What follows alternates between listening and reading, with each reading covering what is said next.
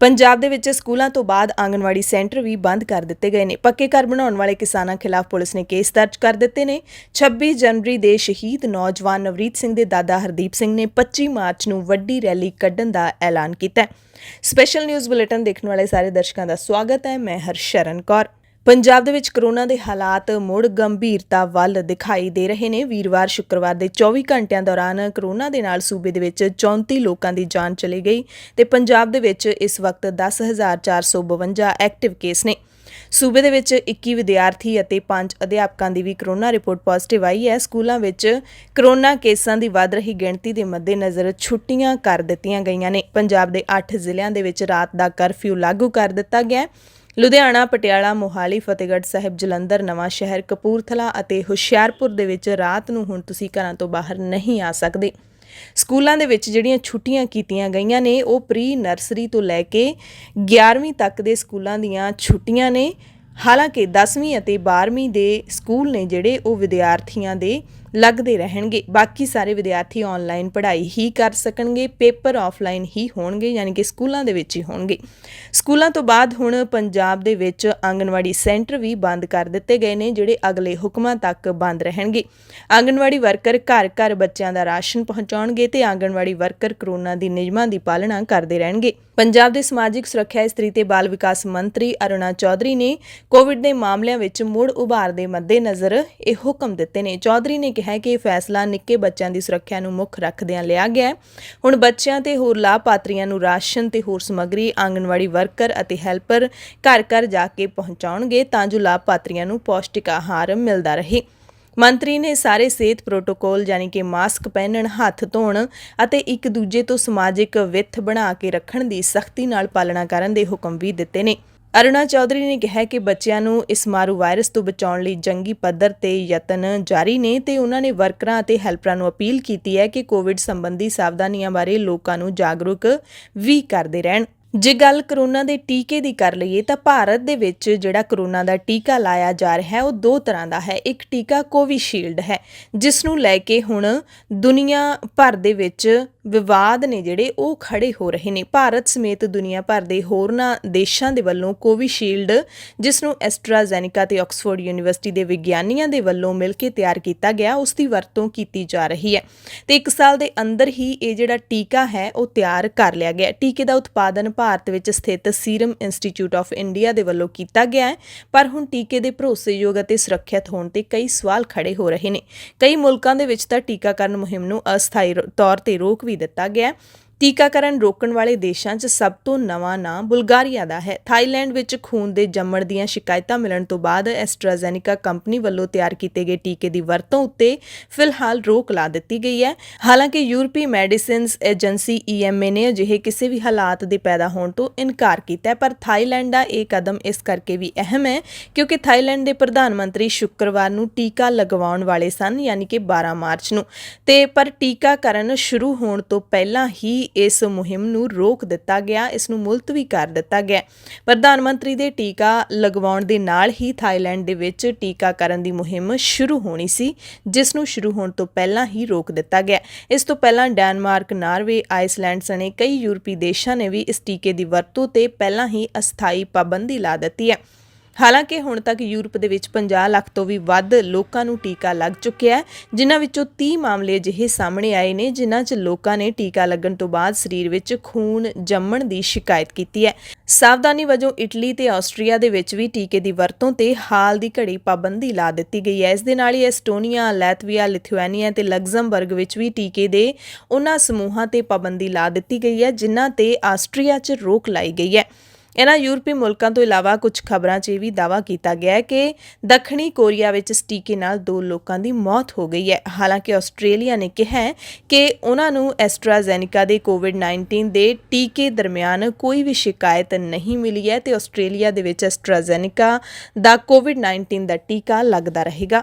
ਇਸੇ ਦਰਮਿਆਨ WHO ਨੇ ਕਿਹਾ ਕਿ ਕੋਵਿਡ ਦੇ ਟੀਕੇ ਤੋਂ ਡਰਨ ਦੀ ਲੋੜ ਨਹੀਂ ਹੈ ਕਿਉਂਕਿ ਟੀਕੇ ਦੇ ਲੱਗਣ ਤੋਂ ਬਾਅਦ ਖੂਨ ਦੇ ਜੰਮਣ ਦਾ ਕੋਈ ਠੋਸ ਸਬੂਤ ਨਹੀਂ ਮਿਲਿਆ। ਉਧਰ ਯੂਰਪੀਅਨ ਯੂਨੀਅਨ ਦੇ ਡਰੱਗ ਰੈਗੂਲੇਟਰ ਨੇ ਕਿਹਾ ਕਿ ਆਕਸਫੋਰਡ ਐਸਟਰਾਜ਼ੈਨੇਕਾ ਦਾ ਕੋਵਿਡ-19 ਦਾ ਟੀਕਾ ਲੱਗਣ ਤੋਂ ਬਾਅਦ ਖੂਨ ਜੰਮਣ ਦਾ ਕੋਈ ਸੰਕੇਤ ਨਹੀਂ ਮਿਲਿਆ। ਟੀਕੇ ਦੇ ਹੱਕ 'ਚ ਇਹ ਵੀ ਕਿਹਾ ਗਿਆ ਹੈ ਕਿ ਖੂਨ ਦਾ ਜੰਮਣਾ ਆਮ ਕੁਦਰਤੀ ਵੀ ਹੋ ਸਕਦਾ ਹੈ, ਇਹ ਅਸਧਾਰਨ ਨਹੀਂ ਹੈ। ਇਹ ਵੀ ਮੰਨਿਆ ਜਾਂਦਾ ਹੈ ਕਿ ਬਰਤਾਨੀਆ ਦੇ ਵਿੱਚ ਹਰ ਸਾਲ 1000 ਵਿਅਕਤੀਆਂ 'ਚੋਂ ਇੱਕ ਵਿਅਕਤੀ ਵਿੱਚ ਅਜਿਹੇ ਲੱਛਣ ਦਿਖਾਈ ਦਿੰਦੇ ਨੇ। ਜੇ ਹੁਣ ਭਾਰਤ ਦੇ ਮਾਹਿਰਾਂ ਦੀ ਗੱਲ ਮੰਨ ਲਈਏ ਤਾਂ Indian institute of public health ਦੇ ਡਾਕਟਰ ਸੁਰੇਸ਼ ਕੁਮਾਰ ਰਾਠੀ ਦਾ ਕਹਿਣਾ ਹੈ ਕਿ ਸਾਡੇ ਸਰੀਰ ਵਿੱਚ ਜਦੋਂ ਵੀ ਕੋਈ ਚੀਜ਼ ਜਾਂਦੀ ਹੈ ਤਾਂ ਇਹ ਸੰਭਾਵਨਾ ਰਹਿੰਦੀ ਹੈ ਕਿ ਸਾਡਾ ਸਰੀਰ ਉਸ ਚੀਜ਼ ਨੂੰ ਸਵੀਕਾਰ ਨਾ ਕਰੇ ਜਾਂ ਫਿਰ ਇਹ ਵੀ ਹੋ ਸਕਦਾ ਹੈ ਕਿ ਉਸ ਨੂੰ ਸਵੀਕਾਰ ਕਰ ਲਏ। ਜੇਕਰ ਸਰੀਰ ਉਸ ਬਾਰੀ ਚੀਜ਼ ਮੁਤਾਬਿਕ ਢਲ ਗਿਆ ਤਾਂ ਸਭ ਕੁਝ ਠੀਕ ਹੈ, ਜੇਕਰ ਨਹੀਂ ਤਾਂ ਪ੍ਰਤੀਕਿਰਿਆ ਰਿਐਕਸ਼ਨ ਤਾਂ ਹੁੰਦਾ ਹੀ ਹੈ। ਤੁਸੀਂ ਇਸ ਪ੍ਰਤੀਕਿਰਿਆ ਨੂੰ ਐਲਰਜੀ ਜਾਂ ਫਿਰ ਰਿਐਕਸ਼ਨ ਕਹਿ ਸਕਦੇ ਹੋ ਤੇ ਇਹ ਸਭ ਹਰ ਕਿਸੇ ਦੇ ਆਪਣੇ ਸਰੀਰ ਦੀ ਸਮਰੱਥਾ ਉੱਤੇ ਨਿਰਭਰ ਕਰਦਾ ਹੈ। ਡਾਕਟਰ ਰਾਠੀ ਦਾ ਕਹਿਣਾ ਕਿ ਆਮ ਤੌਰ ਤੇ ਟੀਕੇ ਦਾ ਕੋਈ ਮਾੜਾ ਅਸਰ ਨਹੀਂ ਹੁੰਦਾ, ਪਰ ਇਹ ਹਰੇਕ ਵਿਅਕਤੀ ਦੇ ਉੱਤੇ ਨਿਰਭਰ ਕਰਦਾ ਹੈ। ਡਾਕਟਰ ਰਾਠੀ ਮੁਤਾਬਿਕ ਇਹ ਇੱਕ ਬਹੁਤ ਹੀ ਛੋਟੀ ਜਿਹੀ ਸਮੱਸਿਆ ਹੈ। ਖੇਤੀ ਕਾਨੂੰਨਾਂ ਖਿਲਾਫ ਧਰਨੇ ਉੱਤੇ ਬੈਠੇ ਕਿਸਾਨਾਂ ਨੇ ਨੈਸ਼ਨਲ ਹਾਈਵੇ ਤੇ ਪੱਕੇ ਮਕਾਨ ਬਣਾਉਣੇ ਸ਼ੁਰੂ ਕਰ ਦਿੱਤੇ ਨੇ, ਜਿਸ ਤੋਂ ਬਾਅਦ NHAI ਅਤੇ ਨਗਰਪਾਲਿਕਾ ਨੇ ਕਿਸਾਨਾਂ ਖਿਲਾਫ ਕੇਸ ਦਰਜ ਕਰਵਾ ਦਿੱਤੇ ਨੇ। NHAI ਦੇ ਪ੍ਰੋਜੈਕਟ ਡਾਇਰੈਕਟਰ ਆਨੰਦ ਅਤੇ ਨਗਰਪਾਲਿਕਾ ਕੁੰਡਲੀ ਦੇ ਪਵਨ ਦੇ ਬਿਆਨ ਉੱਤੇ ਪੁਲਿਸ ਨੇ ਕਈ ਕਿਸਾਨਾਂ ਖਿਲਾਫ ਕੇਸ ਦਰਜ ਕੀਤੇ ਨੇ। ਪਿਆਓ ਮਨਿਆਰੀ ਅਤੇ KFC ਕੁੰਡਲੀ ਨੇੜੇ ਕਿਸਾਨ ਹਾਈਵੇ ਦੇ ਉੱਤੇ ਪੱਕੇ ਮਕਾਨ ਝੌਂਪੜੀਆਂ ਦੇ ਰੂਪ 'ਚ ਬਣਾ ਰਹੇ ਨੇ। ਕਿਸਾਨਾਂ ਨੇ ਐਲਾਨ ਕੀਤਾ ਹੈ ਕਿ ਉਹ ਇੱਥੇ ਪੱਕੇ ਮਕਾਨ ਬਣਾਉਣਗੇ ਗਰਮੀ ਤੋਂ ਬਚਣ ਦੇ ਲਈ, ਪਰ ਪੁਲਿਸ ਹੁਣ ਕਿਸਾਨਾਂ ਨੂੰ ਅਜਿਹਾ ਕਰਨ ਤੋਂ ਰੋਕਣ ਲਈ ਕੇਸ ਦਰਜ ਕਰਨ ਲੱਗੀ ਹੈ।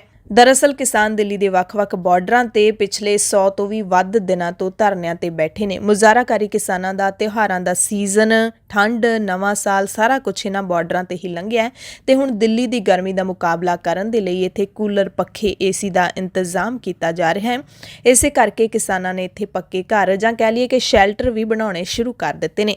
ਕਿਸਾਨ ਸੋਸ਼ਲ ਆਰਮੀ ਦੇ ਇੱਕ ਨੁਮਾਇੰਦੇ ਨੇ ਕਿਹਾ ਕਿ ਇਹ ਘਰ ਮਜ਼ਬੂਤ ਨੇ, ਕਿਸਾਨਾਂ ਦੇ ਇਰਾਦਿਆਂ ਵਾਂਗ ਪੱਕੇ ਨੇ। ਅਜਿਹੇ 25 ਘਰ ਅਸੀਂ ਬਣਾ ਚੁੱਕੇ ਹਾਂ, ਆਉਣ ਵਾਲੇ ਦਿਨਾਂ ਵਿੱਚ 1000 ਤੋਂ 2000 ਘਰ ਇੱਥੇ ਹੋਰ ਬਣਾ ਦਿਆਂਗੇ। ਇਹਨਾਂ ਉਸਾਰੀਆਂ ਬਾਰੇ ਕਿਸਾਨ ਲੀਡਰ ਮਨਜੀਤ ਸਿੰਘ ਰਾਏ ਨੇ ਕਿਹਾ ਕਿ ਜੇ ਸਰਕਾਰ ਚਾਹੁੰਦੀ ਹੈ ਕਿ ਨੈਸ਼ਨਲ ਹਾਈਵੇ 1 ਤੇ ਮਕਾਨ ਨਾ ਬਣਨ ਤਾਂ ਤਿੰਨੇ ਕਾਨੂੰਨ ਵਾਪਸ ਲੈ ਲਵੇ ਤੇ MSP ਦੀ ਗਰੰਟੀ ਦੇਵੇ, ਨਹੀਂ ਤਾਂ ਜਦੋਂ ਤੱਕ ਕਿਸਾਨ ਇੱਥੇ ਰਹਿਣਗੇ ਪੱਕੇ ਮਕਾਨ ਬਣਾ ਕੇ ਹੀ ਰਹਿਣਗੇ। ਉਹਨਾਂ ਕਿਹਾ ਕਿ ਪੰਜਾਬੀਆਂ ਦੀ ਵਿਰਾਸਤ ਹੈ, ਚੰਗਾ ਖਾਂਦੇ ਪੀਂਦੇ ਨੇ ਤੇ ਚੰਗੀ ਥਾਵੇਂ ਰਹਿੰਦੇ ਨੇ, ਇਸ ਲਈ ਇੱਟਾਂ ਲਿਆ ਕੇ ਆਪਣੇ ਮਕਾਨ ਖੁਦ ਬਣਾ ਰਹੇ ਨੇ ਤੇ ਇਹ ਮਕਾਨ ਪੂਰੇ ਬਣ ਜਾਣਗੇ ਪਰ ਝੌਂਪੜੀਆਂ ਦੇ ਰੂਪ ਦੇ ਵਿੱਚ ਹੋਣਗੇ, ਟੈਂਪਰੇਰੀ ਹੋਣਗੇ। ਇਹਨਾਂ ਤੇ ਛੱਤ ਪਵੇਗੀ, AC ਲਾ ਕੇ ਇੱਥੇ ਆਉਣ ਵਾਲੇ ਬਜ਼ੁਰਗਾਂ ਤੇ ਬੀਬੀਆਂ ਦੇ ਰਹਿਣ ਦਾ ਇੰਤਜ਼ਾਮ ਵੀ ਕੀਤਾ ਜਾ ਰਿਹਾ ਹੈ। ਉਹਨਾਂ ਦੱਸਿਆ ਕਿ ਟਿਕਰੀ ਦੇ ਸਥਾਨਕ SHO ਇੱਥੇ ਕਿਸਾਨਾਂ ਨੂੰ ਰੋਕਣ ਲਈ ਆਏ ਸੀ ਕਿ ਤੁਸੀਂ ਮਕਾਨ ਨਾ ਬਣਾਓ। ਹਾਲਾਂਕਿ ਸਾਡੇ ਤੇ ਪੁਲਿਸ ਦਬਾਅ ਪਾ ਰਹੀ ਹੈ ਅਜਿਹਾ ਕਰਕੇ, ਕੇਸ ਦਰਜ ਕਰਕੇ ਤੇ ਸਾਨੂੰ ਰੋਕ ਕੇ, ਪਰ ਇਹ ਮਕਾਨ ਨਹੀਂ ਰੁਕਣਗੇ। ਕਿਸਾਨੀ ਅੰਦੋਲਨ ਦੇ ਵਿੱਚ 26 ਜਨਵਰੀ ਦੀ ਕਿਸਾਨ ਪਰੇਡ ਦੌਰਾਨ ਦਿੱਲੀ ਦੇ ਵਿੱਚ ਪੁਲਿਸ ਦੀ ਗੋਲੀ ਲੱਗਣ ਕਾਰਨ ਸ਼ਹੀਦ ਹੋਏ ਨੌਜਵਾਨ ਨਵਰੀਤ ਸਿੰਘ ਦੇ ਦਾਦਾ ਹਰਦੀਪ ਸਿੰਘ ਡਿਬਡਿਬਾ ਨੇ ਚੰਡੀਗੜ੍ਹ ਦੇ ਵਿੱਚ ਪ੍ਰੈਸ ਕਾਨਫਰੰਸ ਕਰਕੇ ਵੱਡੇ ਮਾਰਚ ਦਾ ਐਲਾਨ ਕੀਤਾ ਹੈ। ਹਰਦੀਪ ਸਿੰਘ ਡਿਬਡਿਬਾ ਨੇ 25 ਮਾਰਚ ਨੂੰ ਪੰਜਾਬ ਅਤੇ ਹਰਿਆਣਾ ਤੋਂ ਦਿੱਲੀ ਦੇ ਸਿੰਘੂ ਬਾਰਡਰ ਤੱਕ ਵੱਡਾ ਮਾਰਚ ਕੱਢਣ ਦਾ ਐਲਾਨ ਕੀਤਾ ਹੈ ਅਤੇ ਇਸ ਵਿੱਚ ਸ਼ਾਮਿਲ ਹੋਣ ਲਈ ਪੰਜਾਬ ਤੇ ਹਰਿਆਣਾ ਦੇ ਲੋਕਾਂ ਨੂੰ ਸੱਦਾ ਦਿੱਤਾ ਹੈ। ਡਿਬਡਿਬਾ ਨੇ ਪੰਜਾਬ ਤੇ ਹਰਿਆਣਾ ਦੇ ਨੌਜਵਾਨਾਂ ਨੂੰ ਸੁਨੇਹਾ ਦਿੰਦਿਆਂ ਕਿਹਾ ਕਿ ਨੌਜਵਾਨ ਅੱਜ ਤੋਂ ਹੀ ਆਪਣੇ ਇਲਾਕੇ ਵਿੱਚ ਇਸ ਇਕਜੁੱਟਤਾ ਮਾਰਚ ਲਈ ਲਾਮਬੰਦੀ ਸ਼ੁਰੂ ਕਰ ਦੇਣ ਅਤੇ 25 ਮਾਰਚ ਨੂੰ ਵੱਖ-ਵੱਖ ਕਾਫਲੇ ਗੁਰਦੁਆਰਾ ਮੰਜੀ ਸਾਹਿਬ ਅੰਬਾਲਾ ਤੋਂ ਸਾਂਝੇ ਤੌਰ ਉੱਤੇ ਕਿਸਾਨੀ ਸੰਘਰਸ਼ ਦੀ ਚੜ੍ਹਦੀ ਕਲਾ ਦੀ ਅਰਦਾਸ ਕਰਕੇ ਸਿੰਘੂ ਬਾਰਡਰ ਦੇ ਮੋਰਚੇ ਵੱਲ ਕੂਚ ਕਰਨਗੇ। ਹਰਦੀਪ ਸਿੰਘ ਨੇ ਕਿਹਾ ਕਿ ਮੇਰੇ ਪੋਤਰੇ ਦੀ ਸ਼ਹਾਦਤ ਦੇ ਨਾਲ ਕਿਸਾਨ ਅੰਦੋਲਨ ਪ੍ਰਤੀ ਮੇਰੀ ਜ਼ਿੰਮੇਵਾਰੀ ਹੋਰ ਵੀ ਵੱਧ ਗਈ ਹੈ। ਇਸ ਮੌਕੇ ਉਹਨਾਂ ਨੇ ਦਿੱਲੀ ਪੁਲਿਸ ਦੇ ਉੱਤੇ ਆਪਣੇ ਪੋਤਰੇ ਨੂੰ ਗੋਲੀਆਂ ਚਲਾ ਕੇ ਸ਼ਹੀਦ ਕਰਨ ਦੇ ਇਲਜ਼ਾਮ ਵੀ ਲਾਏ। ਇਹ ਨੌਜਵਾਨਾਂ ਦਾ ਮਾਰਚ ਹੈ ਜਿਹੜਾ ਸਿੰਘੂ ਬਾਰਡਰ ਤੱਕ ਜਾਏਗਾ, ਮੋਗੇ ਤੋਂ ਸਟਾਰਟ ਕਰਾਂਗੇ। ਇਹ ਨੌਜਵਾਨ ਕਿਸਾਨ ਮੋਰਚਾ ਇਕਜੁੱਟਤਾ ਮਾਰਚ ਨਾਂ ਦਿੱਤਾ ਇਸ ਨੂੰ, ਨਵਰੀਤ ਦੀ ਸ਼ਹਾਦਤ ਨੂੰ ਸਮਰਪਿਤ ਹੈ। ਮਾਰਚ 25 ਮਾਰਚ ਨੂੰ ਮੋਗੇ ਤੋਂ ਸ਼ੁਰੂ ਹੋਏਗਾ ਸਵੇਰੇ 10 ਵਜੇ ਔਰ ਸ਼ਾਮ ਨੂੰ ਸਿੰਘੂ ਪਹੁੰਚੇਗਾ। ਨੌਜਵਾਨ ਸ਼ਾਮਲ ਹੋਣਗੇ, ਕਿਸੇ ਦਾ ਨਾਮ ਪਾਰਟਿਕੂਲਰ ਨਹੀਂ ਹੈਗਾ ਕਿਉਂਕਿ ਸਾਰੇ ਨੌਜਵਾਨ ਜਿਹੜੇ ਇਸ ਮੋਰਚੇ ਵਿੱਚ ਸ਼ਾਮਲ ਹੋਣਗੇ और मार्च लेके ऐसे सिंगू जाऊँगा। सरकार जवाब दे इसका कि कोई पीसफुल मार्च पे गोली क्यों चलाने की नौबत आई, कहाँ नौबत आई। हमारी तरफ से तो कोई वायलेंस हुआ नहीं, वायलेंस सरकार की तरफ से हुआ है और वो वायलेंस हमारे ज़िम्मे लगा रही है। जिन्होंने वायलेंस किया है वो हमें वायलेंट कह रहे हैं। ये तो जवाब तो सरकार ने देना, देगी सरकार, कैसे नहीं देगी। ਅਸੀਂ ਮੇਰੇ ਖਿਆਲ 90% ਤੋਂ ਜ਼ਿਆਦਾ ਸਫਲ ਨਾਲ ਕਾਮਯਾਬ ਹਾਂ ਔਰ ਮੋਰਚੇ ਵਿੱਚ ਜਿਹੜੀ ਪੋਜ਼ਿਟਿਵਿਟੀ ਹੈ ਉਹ ਬਹੁਤ ਜ਼ਿਆਦਾ ਹੈ ਔਰ ਅਸੀਂ ਮੋਰਚੇ ਨੂੰ ਉਨਾ ਹੀ ਬੁਲੰਦੀਆਂ ਉਸ ਤੋਂ ਬਲਕਿ ਵੱਧ 26 ਜਨਵਰੀ ਤੋਂ ਜਿਵੇਂ ਪਹਿਲਾਂ ਸੀ ਉਸ ਤੋਂ ਅੱਗੇ ਲੈ ਕੇ। ਪੱਛਮੀ ਬੰਗਾਲ ਦੇ ਵਿੱਚ ਕਿਸਾਨ ਬੀਜੇਪੀ ਦੇ ਖਿਲਾਫ ਵੋਟਾਂ ਨਾ ਪਾਉਣ ਦੀ ਲੋਕਾਂ ਨੂੰ ਲਗਾਤਾਰ ਅਪੀਲ ਕਰ ਰਹੇ ਨੇ।